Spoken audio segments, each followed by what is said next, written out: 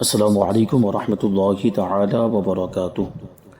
مکاشفۃ القلوب کے درس میں ایک بار پھر آپ کا استقبال ہے۔ آج کا یہ ہمارا 39واں درس ہے اور کتاب کا بھی 39واں باب جاری ہے۔ اس میں بہت ساری باتیں اس سے پہلے والے دروس میں شامل کی گئی، کچھ باتیں باقی ہیں، ان کو آج ہم انشاءاللہ تبارک و تعالی شامل کریں گے اور پھر 40ویں باب کی طرف ہم آئیں گے۔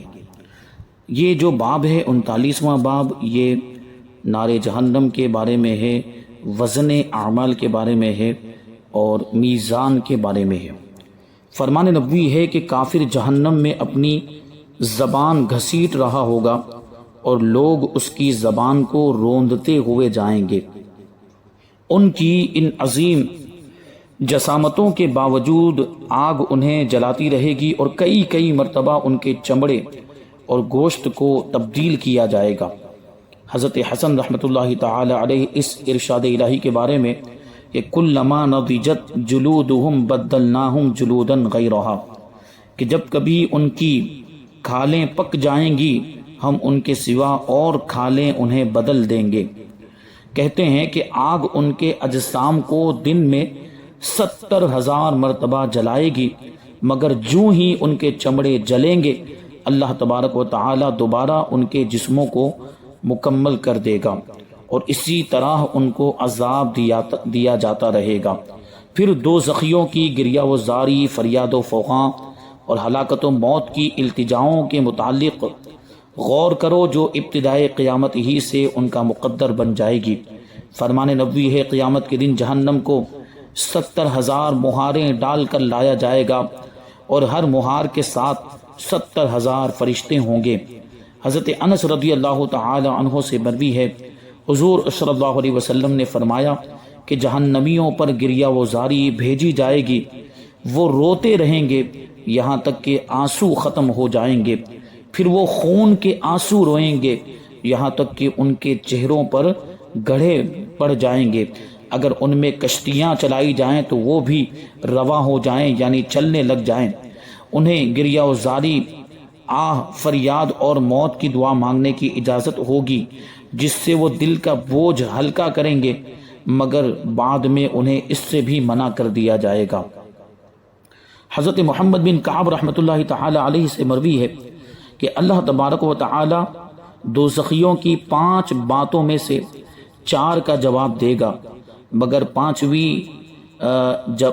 جواب کے بعد پھر کبھی کلام نہیں فرمائے گا۔ وہ کہیں گے اے رب، تو نے ہمیں 2 مرتبہ مارا اور 2 مرتبہ زندہ کیا، ہم نے اپنے گناہوں کو مان لیا ہے، بس کوئی نکلنے کا راستہ ہے، کوئی نجات کا راستہ ہے؟ 2 مرتبہ مارنا اور 2 مرتبہ زندہ کرنے کا مطلب یہ ہے کہ ایک تو کفر والی موت اور ایک حقیقی موت، اس کو 2 مرتبہ مارنا کہا۔ اور زندگی سے مراد ایک تو حقیقی زندگی ہے اور یہ ایک اس سے پہلے جو وہ کفر اختیار کرنے سے پہلے جو ایمان رکھتے تھے وہ ایمان والی زندگی، تو 2 مرتبہ مارنا اور 2 مرتبہ زندہ کرنے سے یہ مراد ہے۔ رب تبارک و تعالی فرمائے گا یہ اس لیے ہے کہ جب تمہیں اللہ کی وحدانیت کو بلایا جاتا تھا تو تم کفر کرتے تھے، اگر اس کا شریک لایا جاتا تھا تو تم مان لیتے تھے۔ حکم صرف اللہ بزرگ و برتر کے لیے ہے۔ پھر وہ کہیں گے اے رب، ہم نے دیکھا اور سنا، ہمیں واپس بھیج تاکہ ہم نیک عمل کریں۔ رب فرمائے گا کیا تم اس سے پہلے قسمیں نہیں کھاتے تھے کہ تمہیں کوئی زوال نہیں آئے گا؟ پھر کافر کہیں گے اے رب، ہمیں جہنم سے نکال، ہم پہلے سے اچھے عمل کریں گے۔ رب فرمائے گا کیا ہم نے تمہیں عمر نہیں دی تھی جس میں تم نصیحت کرنے والے کی نصیحت کو یاد کرتے اور تمہارے پاس ڈرانے والا آیا تھا؟ اب تم عذاب چکھو، ظالموں کا کوئی مددگار نہیں ہے۔ تب وہ کہیں گے اے رب، ہم پر بدبختی غالب آ گئی اور ہم گمراہ ہو گئے تھے، اے رب ہمیں اس سے نکال، اگر ہم پھر اسی راستے پر لوٹے تو ہم ظالم ہوں گے۔ اور اللہ تبارک و تعالی انہیں فرمائے گا جہنم میں رہو اور اب مت بولو۔ یہ ان کے لیے انتہائی درجے کا عذاب ہوگا اور پھر وہ کبھی باری تعالی سے کلام نہیں کر سکیں گے۔ حضرت مالک بن انس رضی اللہ تعالی عنہ سے مروی ہے حضرت زید ابن اسلم نے اس فرمان الہی سواء علینا اجزعنا ام صبرنا ما لنا من محیص، ہم پر ایک سا ہے چاہے بے قراری کریں یا صبر سے رہیں، ہمیں کہیں پناہ نہیں۔ اس کی تشریح میں فرماتے ہیں کہ وہ 100 سال صبر کریں گے، پھر 100 سال آہو فغاں کریں گے، چیخیں گے، چلائیں گے، پھر 100 سال صبر کرنے کے بعد کہیں گے ہمارے لیے صبر کرنا اور آہو بکا کرنا دونوں برابر ہیں۔ فرمان نبوی ہے کہ قیامت کے دن موت کو ایک موٹے مینڈھے کی شکل میں لا کر جنت اور جہنم کے درمیان ذبح کیا جائے گا اور کہا جائے گا اے جنت والو، اب موت کا خوف کیے بغیر ہمیشہ کے لیے جنت میں رہو، اور جہنم والوں سے کہا جائے گا کہ تمہیں موت نہیں آئے گی، ہمیشہ کے لیے جہنم میں رہو۔ حضرت حسن رضی اللہ تعالی عنہ فرمایا کرتے تھے کہ ایک آدمی جہنم سے 1000 سال بعد نکلے گا، کاش وہ حسن ہو، یعنی گناہوں کی وجہ سے 1000 سال تک اسے جہنم میں رکھا جائے گا، لیکن وہ ہوگا مومن تو گناہوں کی سزا اسے 1000 سال تک دی جائے گی، پھر اسے اس کے ایمان کی وجہ سے نکالا جائے گا۔ تو حضرت حسن فرماتے ہیں کہ کاش کہ وہ حسن ہو۔ یہ بزرگان دین، ان کا اتنا بڑا اتنا اونچا مقام، اس کے باوجود خوف الہی کا یہ عالم ہے کہ جہنم سے 1000 سال کے بعد نکلنے والے آدمی کا تذکرہ کرنے کے بعد کہتے ہیں کہ کاش کہ وہ حسن ہو، یعنی اسے جہنم سے نکالا جائے۔ تو ہمیں کتنا ڈرنا چاہیے، ہمیں اللہ تبارک و تعالیٰ کا اپنے دل میں کتنا خوف رکھنا چاہیے اور آخرت کی کتنی فکر ہمیں ہونی چاہیے۔ کسی نے حضرت حسن رضی اللہ تعالی عنہ کو ایک گوشے میں روتا ہوا دیکھ کر پوچھا کیوں رو رہے ہو؟ آپ نے فرمایا کہیں بے نیاز پروردگار مجھے جہنم میں نہ ڈال دے۔ یہ مجموعی طور پر عذاب جہنم کی قسمیں تھیں۔ وہاں کے غم، تکلیفوں اور حسرتوں کی تفصیل بہت طویل ہے۔ ان کے لیے بدترین عذاب یہ ہوگا کہ وہ جنت کی نعمتیں، رضائے خداوندی اور دیدار الہی سے محروم ہوں گے، کیونکہ دنیا میں کھوٹے سکے خریدے اور پھر ان کے بدلے چند روزہ زندگی میں انتہائی رسوا کن نفسانی خواہشات خرید لی، وہ اپنے ضائع شدہ اعمال اور برباد کردہ ایام پر افسوس کرتے ہوئے کہیں گے ہائے افسوس، ہم نے اپنے جسموں کو رب کی نافرمانی میں تباہ کر دیا، ہم نے زندگی کے مختصر ایام میں اپنے نفس کو صبر پر کیوں نہ مجبور کیا۔ اگر ہم ان گزرنے والے دنوں میں صبر کر لیتے تو رب العالمین کے جوار رحمت میں جگہ پاتے، جنت اور رضائے الہی حاصل کر لیتے۔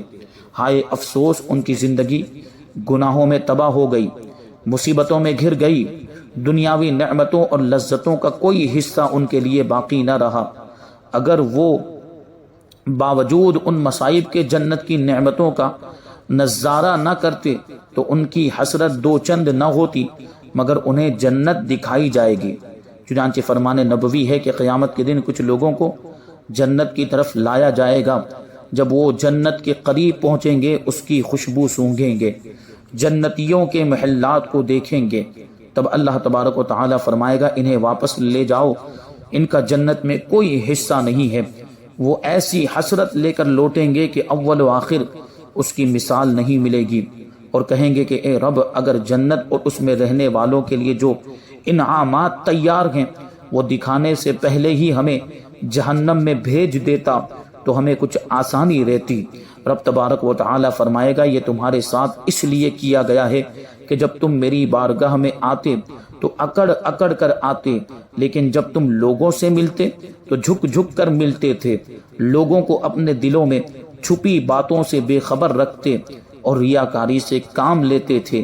تم لوگوں سے ڈرتے تھے مگر مجھ سے نہیں ڈرتے تھے، تم لوگوں کو برا سمجھتے تھے اور مجھے نہیں، تم لوگوں کو بڑا سمجھتے تھے اور مجھے نہیں، تم ذاتی غرض کے لیے لوگوں سے تو تعلقات ختم کر دیتے تھے مگر میرے لیے نہیں۔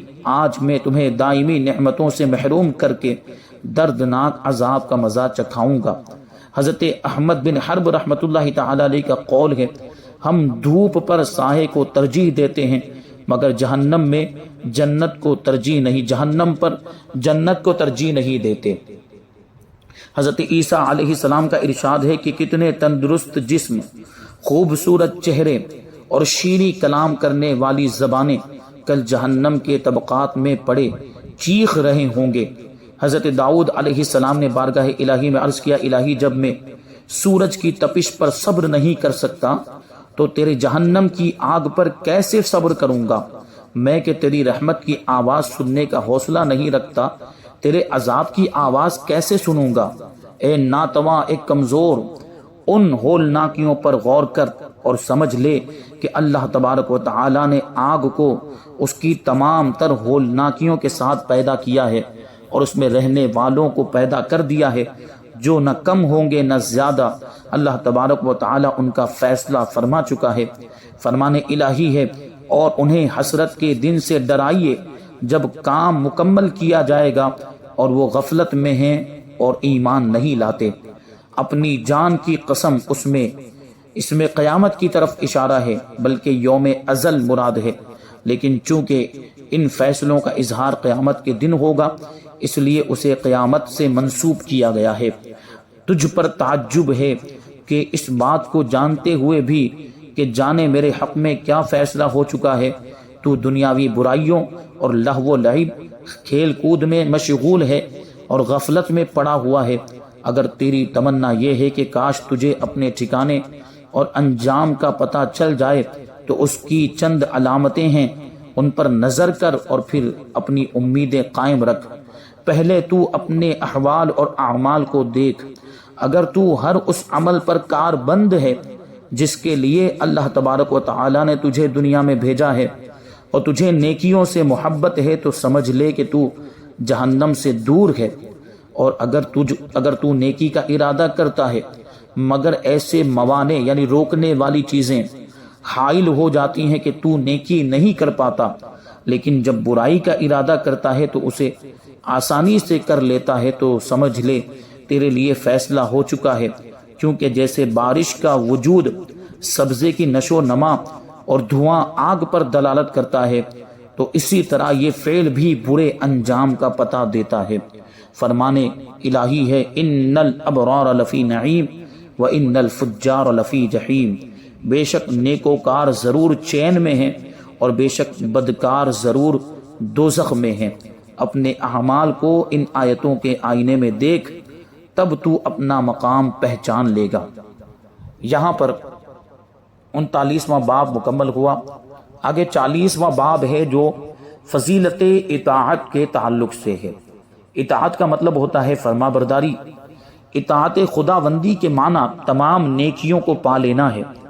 اللہ تعالیٰ نے قرآن مجید کی متعدد آیات میں لوگوں کو اسی بات کی ترغیب دی ہے اور اسی لیے انبیاء کرام کو مبعوث فرمایا تاکہ لوگوں کو نفس کی تاریکیوں سے نکال کر اللہ تبارک و تعالیٰ کی معرفت کی روشنیوں میں لائیں اور وہ اس جنت سے نفع اندوز ہوں جو نیکوں کے لیے تیار کی گئی ہے، کہ اس جیسی جنت کسی آنکھ نے نہیں دیکھی، کسی کان نے نہیں سنی اور کسی دل میں اس کا تصور بھی نہیں گزرا۔ لوگوں کو فضول نہیں پیدا کیا گیا، بلکہ اس لیے پیدا کیا گیا ہے کہ بروں کو ان کی برائی کی سزا ملے اور نیکوں کو ان کی نیکیوں کا اجر عطا ہو۔ اللہ تبارک و تعالی عبادت سے بے نیاز ہے۔ لوگوں کی برائیاں نہ اسے نقصان پہنچاتی ہیں اور نہ ہی اس کے کمال میں کوئی نقص آتا ہے۔ اگر مخلوق اللہ تبارک و تعالی کی عبادت نہ کرے تب بھی اللہ تبارک و تعالی کی بارگاہ میں ایسے فرشتے ہیں جو صبح و شام رب کی حمد کرتے رہتے ہیں اور کبھی نہیں تھکتے۔ جس شخص نے نیکی کی اس نے اپنے لیے کی، اور جس نے گناہ کیا اس کا عذاب اسی کی گردن پر ہوگا۔ اللہ تبارک و تعالی غنی اور بے نیاز ہے، تم فقیر اور محتاج ہو۔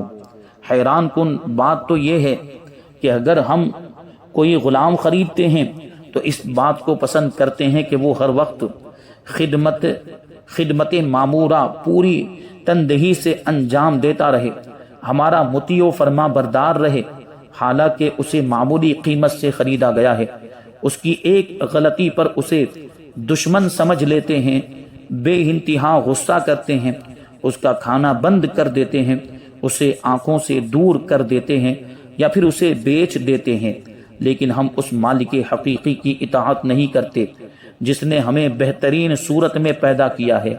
ہم بارش کے قطروں کے برابر گناہ کرتے ہیں، مگر وہ اپنی نعمتیں ہم سے نہیں روکتا، اپنی رحمت کی نصرت نہیں روکتا، جس کے بغیر ہمارے لیے ایک قدم چلنا بھی مشکل ہو جائے۔ اگر وہ چاہے تو ہمیں ایک گناہ کے بدلے پکڑنے پر قادر ہے، مگر وہ ہمیں مہلت دیتا ہے تاکہ ہم توبہ کریں، اور وہ توبہ قبول فرما کر ہمارے گناہوں کو بخش دے اور ہمارے عیوب ڈھانپ لے۔ جو عقل مند ہے وہ بخوبی جانتا ہے کہ اطاعت و فرما برداری کے لائق کون ہے۔ وہ اسی ذات کی طرف متوجہ ہوتا ہے، اسی کے دامن رحمت میں پناہ ڈھونڈتا ہے۔ جب اس سے کوئی گناہ سرزد ہوتا ہے تو وہ اپنے خالق کی طرف رجوع کرتا ہے، اس کی رحمت سے نا امید نہیں ہوتا اور اس کے انعامات کا شکر ادا کرتا رہتا ہے، یہاں تک کہ وہ اللہ تبارک و تعالی کے دوستوں میں شمار ہونے لگتا ہے۔ جب اسے موت آتی ہے تو وہ دیدار الہی کا مشتاق اور رب بے نیاز اس سے ملاقات کا خواہش مند ہوتا ہے۔ حضرت ابو درداء رضی اللہ تعالی عنہ نے حضرت کعب رضی اللہ تعالی عنہ سے کہا، مجھے توریت کی ایک خاص آیت سناؤ۔ انہوں نے جواب میں یہ آیت سنائی۔ رب فرماتا ہے، نیکوں کو میرے دیدار کا شوق ہے اور میں ان کی ملاقات کا ان سے بھی زیادہ خواہش مند ہوں۔ حضرت کعب نے فرمایا، اس آیت کے حاشیے میں لکھا ہوا تھا، جس نے مجھے تلاش کیا پا لیا، اور جس نے کسی اور کو ڈھونڈا وہ میرے دیدار سے محروم رہا۔ حضرت ابو درداء رضی اللہ تعالیٰ عنہ فرمانے لگے، بخدا میں نے حضور صلی اللہ علیہ وسلم سے بھی ایسا ہی سنا ہے۔ حضرت داؤد علیہ السلام کی طرف اللہ تبارک و تعالیٰ نے وحی فرمائی، اے داؤد میرا یہ پیغام دنیا والوں تک پہنچا دو، میں اس کا دوست ہوں جو مجھے دوست رکھتا ہے، اپنی مجلس میں آنے والوں کا ہم مجلس ہوں، جو میرے ذکر سے الفت رکھتا ہے میں اس سے الفت رکھتا ہوں، جو مجھ سے دوستی رکھتا ہے میں اس سے دوستی رکھتا ہوں، جو مجھے پسند کرتا ہے میں اسے پسند کرتا ہوں، جو میرا فرما بردار بن جاتا ہے میں اس کا کہنا قبول کرتا ہوں، جو شخص بھی دل کی گہرائیوں سے مجھے محبوب جانتا ہے میں اسے اپنے لیے پسند کرتا ہوں اور اس سے بے مثال محبت کرتا ہوں۔ جس نے حقیقتاً مجھے طلب کیا اس نے مجھے پا لیا، اور جس نے میرے غیر کو طلب کیا وہ مجھ سے محروم رہا۔ پس اے دنیا والو، تم کب تک دنیا کے دھوکے میں رہو گے؟ میری کرامت، دوستی اور مجلس کی طرف آؤ اور مجھ سے انس رکھو، میں تجھے اپنی محبت سے مالا مال کر دوں گا، کیونکہ میں نے اپنے دوستوں کا خمیر ابراہیم خلیل اللہ، موسیٰ نجی اللہ اور محمد صفی اللہ علیہ السلام کی خمیر سے بنایا ہے۔ ان کی روحیں اپنے نور سے اور ان کی نعمتیں اپنے جمال سے پیدا کی ہیں۔ ایک مرد صالح سے مروی ہے کہ اللہ رب العزت نے ایک صدیق پر الہام فرمایا کہ میرے بندوں میں کچھ ایسے بندے بھی ہیں جو مجھے محبوب رکھتے ہیں، میں انہیں محبوب رکھتا ہوں، وہ میرے مشتاق دیدار ہیں، میں ان کا مشتاق دیدار ہوں، وہ مجھے یاد کرتے ہیں، میں انہیں یاد فرماتا ہوں، وہ میری طرف دیکھتے ہیں اور میں ان پر نگاہ رحمت ڈالتا ہوں۔ اگر تو ان کے راستے پر چلے گا تو میں تجھے محبوب بناؤں گا، اور اگر تو نے ان کا راستہ نہ اپنایا تو میں تجھ سے دشمنی رکھوں گا۔ اس صدیق نے پوچھا، یا اللہ ان کی علامتیں کیا ہیں؟ تو رب ذوالجلال نے فرمایا، وہ دن ڈھلنے کا ایسا خیال رکھتے ہیں جیسے مہربان چرواہا اپنی بکریوں کا خیال رکھتا ہے، وہ غروب شمس کے ایسے مشتاق ہوتے ہیں جیسے سورج ڈوبنے کے بعد پرندہ اپنے آشیانے میں پہنچنے کا مشتاق ہوتا ہے۔ جب رات بھیگ جاتی ہے، تاریکی بڑھ جاتی ہے، بستر بچھا دیے جاتے ہیں، لوگ اٹھ جاتے ہیں اور دوستوں کے ساتھ خوش گپیاں کرتے ہیں تو وہ میرے لیے کھڑے ہو جاتے ہیں، میرے لیے چہروں کا فرش بچھا دیتے ہیں، یعنی سجدے کرتے ہیں، میرے کلام میں مجھ سے ہم کلام ہوتے ہیں، میرے انعامات کی آرزو کرتے ہیں، ان کی ساری رات گریہ و زاری میں گزرتی ہے، رحمت کی امید رکھتے ہیں اور خوف عذاب سے ڈرتے ہوئے قیام و قعود، رکوع و سجود میں ان کی پوری رات گزر جاتی ہے۔ مجھے اپنی نظر رحمت کی قسم وہ میری وجہ سے گناہ کا بوجھ نہیں اٹھاتے، اور مجھے اپنی سماحت کی قسم وہ میری محبت کا شکوہ نہیں کرتے۔ میں پہلے پہل انہیں 3 چیزیں عطا کرتا ہوں۔ ان کے دلوں میں اپنا نور ڈال دیتا ہوں جس سے وہ میری خبر پا لیتے ہیں جیسے میں ان کی خبر پاتا ہوں۔ دوسرے یہ کہ اگر زمین و آسمان اپنی تمام تر اشیاء کے ساتھ ان کے میزان عمل میں رکھ دیے جائیں تب بھی ان کے پلے ہلکے ہوں گے اور میں ان کی نیکیاں بھاری کر دوں گا۔ اور تیسرے یہ کہ میں اپنی رحمت کو اس کی طرف متوجہ کر دیتا ہوں اور وہ اس بات کو جان لیتا ہے کہ وہ جو کچھ مانگے گا میں اسے دے دوں گا۔ یہاں پر فضیلت اطاعت کے تعلق سے کچھ باتیں بیان ہوئی، اور بھی کچھ باتیں اس باب میں باقی ہیں، انشاءاللہ تبارک و تعالی اس کو ہم آئندہ درس میں شامل کریں گے۔ اللہ تبارک و تعالی کی بارگاہ میں دعا ہے کہ جو کچھ بھی بیان ہوا اس پر ہم سب کو عمل کرنے کی توفیق عطا فرمائے۔ وما علینا الا البلاغ۔ السلام علیکم۔